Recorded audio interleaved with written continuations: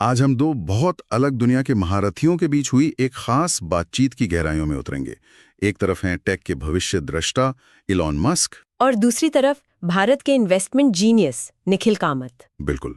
अब देखिए, हमारा मकसद ये जानना नहीं है कि महीने में 2 लाख कमाने वाला कोई व्यक्ति रातों रात उनकी तरह अरबपति कैसे बन सकता है। हाँ, वो तो मुमकिन नहीं है। लेकिन हम उस सोच, उस फलसफे को जरूर समझ सकते हैं जो उन्हें चलाता है।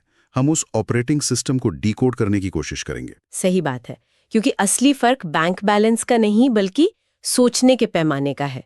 तो हम उनकी टेक्नोलॉजी, इंसानियत के भविष्य और उन सिद्धांतों पर की गई बातचीत के सबसे जरूरी हिस्सों को एक एक करके खोलेंगे। हाँ, और ये सारी जानकारी उनकी एक लंबी इंटरव्यू से ली गई है, जहां निखिल ने कुछ बहुत ही बुनियादी और गहरे सवाल पूछे। बिल्कुल। और बातचीत की शुरुआत एक ऐसी भविष्यवाणी से करते हैं जो सुनने में ही चौंकाने वाली है। इलॉन मस्क का मानना है कि एआई और रोबोटिक्स की वजह से शायद 20 साल से भी कम समय में हम इंसानों के लिए काम करना एक विकल्प बन जाएगा, जरूरत नहीं। ये सुनने में जितना अच्छा लगता है उतना ही डरावना भी। वही तो, ये एक बहुत बड़ा दावा है। हाँ, और इसके पीछे उनका एक पूरा तर्क है। ये कोई हवा में की गई बात नहीं है। तो काम करना वैकल्पिक होगा, इसका मतलब क्या है? क्या हम सब घर बैठकर बस आराम करेंगे? हमारी पूरी पहचान तो अक्सर हमारे काम से ही जुड़ी होती है। इसका आधार है प्रोडक्टिविटी में होने वाली एक अकल्पनीय बढ़ोतरी। ओके। मस्क का तर्क है कि एआई और रोबोटिक्स इतने सक्षम हो जाएंगे कि हर तरह का सामान और सेवाएं, मतलब गुड्स एंड सर्विसेज, जरूरत से कहीं ज्यादा मात्रा में उपलब्ध होंगी। किसी भी चीज की कोई कमी ही नहीं होगी। कोई कमी नहीं होगी। हाँ, तब काम करना एक शौक जैसा होगा। उन्होंने बहुत अच्छा उदाहरण दिया, जैसे आज कोई अपने बगीचे में सब्जियां उगाता है। हाँ। वो उन्हें बाजार से भी खरीद सकता है, लेकिन उसे उगाने में मजा आता है। काम करना बस वैसा ही हो जाएगा, एक पसंद, जरूरत नहीं। लेकिन अगर सबको सब कुछ आसानी से मिल जाएगा तो इंसान करेगा क्या? हमारी तो पूरी प्रकृति ही किसी न किसी चीज के लिए मुकाबला करने पर आधारित है। बिल्कुल, अच्छे नंबर, अच्छी नौकरी, बेहतर घर। निखिल ने भी बातचीत में यही सवाल पूछा था, अगर कोई संघर्ष ही नहीं है तो जीवन का मतलब क्या रह जाएगा? और यहीं पर मस्क एक शब्द का इस्तेमाल करते हैं, सिंगुलैरिटी। सिंगुलैरिटी। उनका मानना है कि हम एक ऐसी घटना की तरफ बढ़ रहे हैं जिसके बाद क्या होगा ये हम आज ठीक से अंदाजा भी नहीं लगा सकते। सिंगुलैरिटी, ये शब्द सुनने में बहुत भारी लगता है। क्या हम इसे आसान भाषा में समझ सकते हैं? बिल्कुल। सोचिए, ये टेक्नोलॉजी के सफर में एक ऐसा मोड़ है जिसके आगे का रास्ता हमें दिखाई नहीं देता। जैसे एक ब्लैक होल का इवेंट होराइजन होता है ना। अच्छा। एक बाउंड्री जिसके पार क्या है, फिजिक्स के नियम भी नहीं बता सकते। मस्क कह रहे हैं कि एआई हमें एक ऐसी ही बाउंड्री पर ला खड़ा करेगा जिसके बाद इंसानी समाज के नियम पूरी तरह बदल जाएंगे। समझ गया। और जहां तक मुकाबले की बात है, उसका क्या होगा? वो मार्जिनल यूटिलिटी के सिद्धांत से जुड़ा है। ओके, एक और भारी शब्द, समझाइए। ये बहुत आसान है। सोचिए, आप रेगिस्तान में प्यासे हैं। पानी की पहली बोतल आपके लिए अमृत है ना? बिल्कुल, मैं उसके लिए कुछ भी दे सकता हूँ। एग्जैक्टली। दूसरी बोतल भी ठीक है, लेकिन 10वीं बोतल, उसकी आपके लिए लगभग कोई कीमत नहीं है। सही बात है। मस्क यही कह रही हैं कि जब एआई की वजह से हर चीज की समझिए 10-10 बोतलें मौजूद होंगी, तो उस चीज को पाने की हमारी इच्छा, हमारी प्रतिस्पर्धा ही खत्म हो जाएगी। जब सब कुछ बहुतायत में होगा तो उसकी उपयोगिता का एहसास ही कम हो जाएगा। बिल्कुल। तो ये सिर्फ एक दार्शनिक विचार है या वो सच में इस भविष्य की तैयारी कर रहे हैं? मतलब उनकी कंपनियों में ये सोच कैसे दिखती है? नहीं, ये सिर्फ फलसफा नहीं है, यही उनका बिजनेस प्लान है। अच्छा। हाँ। और ये सोच उनकी कंपनियों में साफ दिखती है। वो कोई 3 अलग अलग कंपनियां नहीं चला रहे हैं। टेस्ला सिर्फ एक कार कंपनी नहीं, वो असल में एक रियल वर्ल्ड एआई कंपनी है जो रोबोट्स बना रही है। स्पेसएक्स उन सैटेलाइट्स को अंतरिक्ष में भेज रही है जो सोलर पावर पर चलेंगे, और XAI उस पूरे सिस्टम का दिमाग है। तो ये सब जुड़े हुए हैं? बिल्कुल। तो जब वो आगे चलकर कहेंगे कि भविष्य की करेंसी ऊर्जा होगी, तो वो सिर्फ फलसफा नहीं बता रहे, वो उस भविष्य को बनाने के लिए जरूरी हर हिस्सा खुद तैयार कर रहे हैं। ठीक है, तो एक ऐसा भविष्य जहां एआई और रोबोट सब कुछ बना रहे हैं और इंसान काम सिर्फ शौक के लिए कर रहा है। लेकिन इस पूरी तस्वीर में एक चीज गायब है। क्या? अगर कोई काम नहीं कर रहा तो कोई कमा भी नहीं रहा, तो फिर उस समाज की अर्थव्यवस्था कैसे चलेगी? पैसे का क्या होगा? बहुत अच्छा सवाल है। और मस्क पैसे को बहुत अलग नजरिए से देखते हैं। उनके लिए ये कोई कीमती चीज नहीं है। तो फिर क्या है? ये सिर्फ एक एक हिसाब किताब रखने का सिस्टम है, एक इंफॉर्मेशन सिस्टम। Information system? कैसे? कौन कितनी मेहनत कर रहा है और उसके बदले उसे क्या मिलना चाहिए।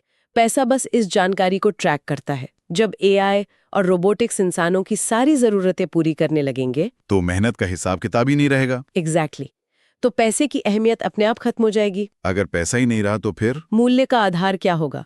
क्या हम पुराने जमाने की तरह चीजों की अदला बदली करेंगे, मतलब बार्टर सिस्टम? ये एक अच्छा सवाल है, लेकिन मस्क इससे भी एक कदम आगे की सोचते हैं। वो कहते हैं कि हमें किसी भी चीज के सबसे बुनियादी, सबसे मौलिक रूप को देखना चाहिए। First principles thinking? बिल्कुल। और किसी भी सभ्यता को चलाने वाली सबसे मौलिक चीज क्या है? ऊर्जा, एनर्जी। हाँ, एनर्जी। उनके लिए यही असली करेंसी है। ऊर्जा मतलब बिजली? ये करेंसी कैसे हो सकती है? उनका तर्क है कि आप संसद में बैठकर ऊर्जा बनाने का कानून पास नहीं कर सकते। ये एक भौतिक सच्चाई है, इसे बनाना ही पड़ता है। ये बात तो सही है। वो इसे कार्डाशेव स्केल से जोड़ती हैं, जो किसी भी सभ्यता की प्रगति को मापने का एक पैमाना है। ओके, ये क्या है? आसान भाषा में ये एक तरह की कॉस्मिक एनर्जी लैडर है। टाइप 1 सभ्यता वो है जो अपने ग्रह की सारी ऊर्जा इस्तेमाल कर सकती है।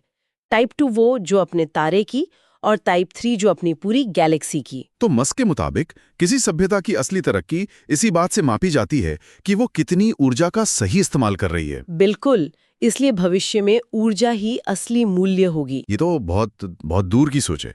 लेकिन अगर हम आज पर वापस आएं, तो आज की अर्थव्यवस्था के बारे में उनका क्या कहना है? जैसे कि महंगाई, जो आजकल हम सबकी जेब पर भारी पड़ रही है। उनका तर्क बहुत सीधा और बुनियादी है। वो कहती हैं कि महंगाई या मंदी, यानी इन्फ्लेशन या डिफ्लेशन, सिर्फ एक अनुपात है। बाजार में मौजूद सामान और सेवाओं की तुलना में पैसे की सप्लाई कितनी है। सिंपल। हाँ, अगर आप सामान से ज्यादा तेजी से पैसा छापते हैं तो हर रुपए की कीमत कम हो जाएगी और महंगाई बढ़ेगी। ये इतना ही सरल है। और इसी तर्क पर वो एक भविष्यवाणी भी करते हैं जो आज की सोच से बिल्कुल उल्टी है। हाँ, वो कहते हैं कि लगभग 3 सालों में एआई से बढ़ने वाली प्रोडक्टिविटी पैसे की सप्लाई से तेज हो जाएगी। मतलब हम जितनी तेजी से पैसा छाप रहे हैं, एआई उससे कहीं ज्यादा तेजी से सामान और सेवाएं बनाने लगेगा। एग्जैक्टली। और जब ऐसा होगा तो हमें महंगाई की जगह मंदी यानी डिफ्लेशन देखने को मिलेगा। चीजें सस्ती होने लगेंगी। सुनने में तो अच्छा लगता है कि सबको सस्ता हो जाएगा, लेकिन डिफ्लेशन को तो अर्थशास्त्री बहुत खतरनाक मानते हैं, है ना? हाँ, बिल्कुल।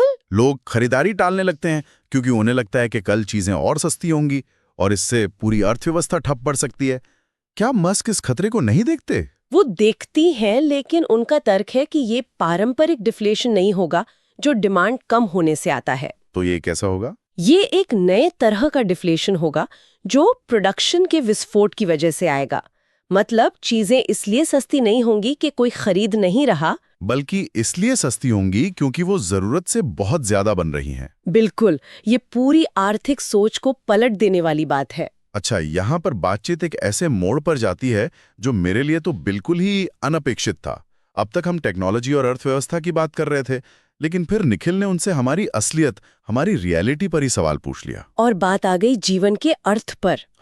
हाँ, और इस सवाल पर मस्क का जवाब बहुत दिलचस्प था। उन्होंने डगलस एडम्स की मशहूर किताब the hitchhiker's guide to the galaxy, हाँ, उस किताब में एक सुपर कंप्यूटर सालों लगाकर जीवन के परम सवाल का जवाब देता है, 42। लेकिन किसी को सवाल ही नहीं पता होता। एग्जैक्टली। मस्क कहते हैं कि असली मुश्किल जवाब ढूंढना नहीं, बल्कि सही सवाल तैयार करना है। और उनका लक्ष्य चेतना यानी कॉन्शियसनेस के दायरे को बढ़ाना है, ताकि हम ब्रह्मांड को बेहतर ढंग से समझ सकें और ये जान सकें कि हमें कौन से सवाल पूछने चाहिए। उन्होंने सामूहिक चेतना या कलेक्टिव कॉन्शियसनेस शब्द का भी इस्तेमाल किया, खासकर जब वो एक्स यानी पुराने ट्विटर के लिए अपने विजन की बात कर रहे थे। इसका क्या मतलब है? वो एक्स को एक ग्लोबल टाउन स्क्वायर बनाना चाहते हैं जो पूरी इंसानियत को एक सामूहिक चेतना में जोड़े। उन्होंने एक बेहतरीन उदाहरण दिया। कौन सा? जैसे हमारे शरीर में खरबों कोशिकाएं हैं और वो सब मिलकर एक इंसान बनाती है जो सोच सकता है, चल सकता है। वैसे ही अगर 8 अरब इंसानों के बीच सूचना का प्रवाह यानी कम्युनिकेशन बहुत तेज और बिना रुकावट के हो, तो पूरी इंसानियत मिलकर एक ज्यादा शक्तिशाली इकाई बन सकती है। एक अकेला इंसान स्पेसशिप नहीं बना सकता, लेकिन इंसानों का एक समूह बना सकता है। बेहतर कम्युनिकेशन हमें एक सुपर ऑर्गेनिज्म जैसा बनाता है। और इसी सोच से शायद सबसे अजीब और सबसे दिमाग घुमा देने वाला आइडिया निकलता है सिमुलेशन थियरी। वो इसे काफी गंभीरता से लेते हैं ना? बहुत गंभीरता से। मस्क मानते हैं कि इस बात की संभावना काफी ज्यादा है कि हम एक सिमुलेशन में जी रहे हैं। लेकिन इसका तर्क क्या है? ये तो एक साइंस फिक्शन फिल्म जैसा लगता है। उनका तर्क बहुत सरल और मजबूत है। वो कहती हैं कि 50 साल पहले हमारे पास वीडियो गेम था पोंग, जिसमें सिर्फ 2 डंडे और एक गेंद होती थी। हाँ, मैंने देखा है। आज हमारे पास फोटो रियलिस्टिक 3D गेम्स है, जिन्हें असलियत से अलग करना मुश्किल होता जा रहा है। अब सोचिए, अगले 100 साल या 1000 साल में क्या होगा? गेम्स और असलियत में फर्क करना नामुमकिन होगा। बिल्कुल। तो इस बात की क्या गारंटी है कि हम बेस रियलिटी में हैं और ये पहले कभी नहीं हुआ? ठीक है, मान लेते हैं 1 मिनट के लिए कि हम एक सिमुलेशन में हैं। तो इससे फर्क क्या पड़ता है?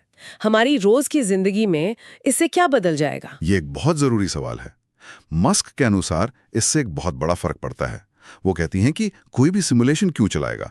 कुछ सीखने के लिए, कुछ दिलचस्प देखने के लिए। राइट। उनके मुताबिक बोरिंग सिमुलेशन को बंद कर दिया जाता है। अच्छा। इसका मतलब है कि डार्विन के सिद्धांत की तरह वही सिमुलेशन बचेंगे जो सबसे दिलचस्प होंगे। और इसका नतीजा ये है कि सबसे दिलचस्प परिणाम ही सबसे संभावित परिणाम है। तो ये हमें बड़े और साहसी काम करने के लिए प्रेरित करता है, क्योंकि यही सिमुलेशन को दिलचस्प बनाता है। बिल्कुल। तो भविष्य में काम खत्म होने से लेकर सिमुलेशन में जीने तक, ये तो बहुत बड़े और गहरे विचार हैं। चलिए अब इसे वापस जमीन पर लाते हैं। उस इंसान के लिए जो ये सब सुन रहा है, शायद महीने में 2 लाख कमा रहा है और अपना कुछ बनाने का सपना देख रहा है, उसके लिए इस बातचीत से क्या व्यवहारिक सीख मिलती है? कुछ बहुत ही ठोस बातें हैं जो सीधे तौर पर लागू होती हैं।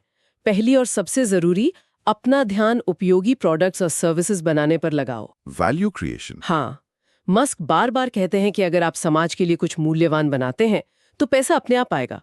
पैसे के पीछे भागने की बजाय मूल्य बनाने के पीछे भागो। और दूसरा सिद्धांत क्या है? हमेशा लेने से ज्यादा देने का लक्ष्य रखो। समाज में एक सकारात्मक योगदान दो, एक नेट पॉजिटिव बनो। ये सिर्फ एक फलसफा नहीं, बल्कि एक टिकाऊ बिजनेस मॉडल भी है। सही बात है। अगर आपका बनाया हुआ प्रोडक्ट या सर्विस उसे बनाने में लगी लागत से ज्यादा मूल्य पैदा करता है, तो आप कभी असफल नहीं होंगे। बिल्कुल। और ये सब करने के लिए मेहनत, बहुत ज्यादा मेहनत। उन्होंने साफ कहा कि अगर आप दुनिया बदलना चाहते हैं या कुछ बड़ा बनाना चाहते हैं, तो आपको हफ्ते में 80 से 100 घंटे काम करने के लिए तैयार रहना होगा। इसमें कोई शॉर्टकट नहीं है। कोई शॉर्टकट नहीं है। और साथ ही असफलता की बहुत ज्यादा संभावना को स्वीकार करने के लिए तैयार रहना होगा। और इसी बातचीत में निखिल कामत ने भी एक जरूरी सिद्धांत की बात की जो उनकी अपनी सोच को दिखाता है। उनके हाथ पर एक टैटू है। हाँ, और वो इस पूरी बातचीत का एक बहुत शक्तिशाली हिस्सा था। उनके हाथ पर गुदा है डिले ग्रेटिफिकेशन। डिले ग्रेटिफिकेशन, तुरंत मिलने वाले सुख को टालना। बिल्कुल। हम सबने वो बच्चों वाला मार्शमेलो एक्सपेरिमेंट तो सुना ही है। हाँ। कि कैसे जो बच्चा मार्शमेलो खाने के लिए इंतजार कर पाता है, वो जिंदगी में ज्यादा सफल होता है। निखिल कामत ने तो उस पूरे फलसफे को अपने हाथ पर गुदवा लिया है। ये लंबे समय की सोच रखने और छोटे मोटे फायदों के लिए बड़े लक्ष्यों का त्याग न करने का प्रतीक है। बिल्कुल। ये वाकई बहुत शक्तिशाली विचार है। अच्छा, एक आखिरी सवाल जो आजकल के युवाओं के मन में बहुत आता है। औपचारिक शिक्षा जैसे कॉलेज या MBA के बारे में मस्क क्या सोचते हैं? क्या वो आज भी उतनी ही जरूरी हैं? मस्क का नजरिया यहाँ भी काफी अलग है। उनके अनुसार भविष्य में AI की वजह से सिर्फ डिग्री से मिलने वाले स्किल्स की जरूरत शायद न हो। वो AI और रोबोटिक्स में आने वाले बदलाव को एक सुपरसोनिक सुनामी कहते हैं ना? हाँ, सुपरसोनिक सुनामी जो सब कुछ बहा ले जाएगी। लेकिन वो कॉलेज को एक दूसरी वजह से जरूरी मानते हैं। किस वजह से? सामाजिक मेलजोल सीखने के लिए, जिम्मेदार बनना सीखने के लिए और अलग-अलग विषयों को जानने का मौका पाने के लिए। तो इसका मकसद सिर्फ नौकरी पाना नहीं, बल्कि एक व्यापक समझ विकसित करना है। तो कुल मिलाकर हमने भविष्य में काम की जरूरत खत्म होने से लेकर पैसे की परिभाषा बदलने, सिमुलेशन में जीने की संभावना और आखिर में कुछ बनाने के बुनियादी सिद्धांतों तक कई बड़ी बातों को समझाए। और इस पूरी बातचीत का सार एक ही है, बुनियादी सिद्धांतों पर सोचना और बहुत दूर की सोचना। First principles. हाँ, चाहे पैसे को ऊर्जा के रूप में फिर से परिभाषित करना हो या सोशल मीडिया का मकसद सामूहिक चेतना बनाना, उनका नजरिया हमेशा मौजूदा धारणाओं पर सवाल उठाना है। और यही वो सोच है जो किसी को भी, चाहे वो महीने में 2 लाख कमाएं या 2 करोड़, अपनी सोच का दायरा बढ़ाने के लिए प्रेरित कर सकती है। ये कमाई के बारे में नहीं, बल्कि सोच के पैमाने के बारे में। सही कहा। ये एक बेहतरीन निष्कर्ष है। तो श्रोताओं के सोचने के लिए एक अंतिम विचार छोड़ते हैं। मस्क का कहना है कि भविष्य की करेंसी ऊर्जा होगी, लेकिन एक ऐसी दुनिया की कल्पना करें जहां सौर ऊर्जा इतनी ज्यादा और सस्ती हो कि वो भी लगभग मुफ्त हो जाए। अच्छा। अगर काम वैकल्पिक है और करेंसी अप्रासंगिक, तो उस समाज में इंसान के लिए मूल्य या हैसियत का नया पैमाना क्या होगा? रचनात्मकता, ज्ञान या फिर दूसरों की मदद करने की क्षमता? सोचिएगा जरूर।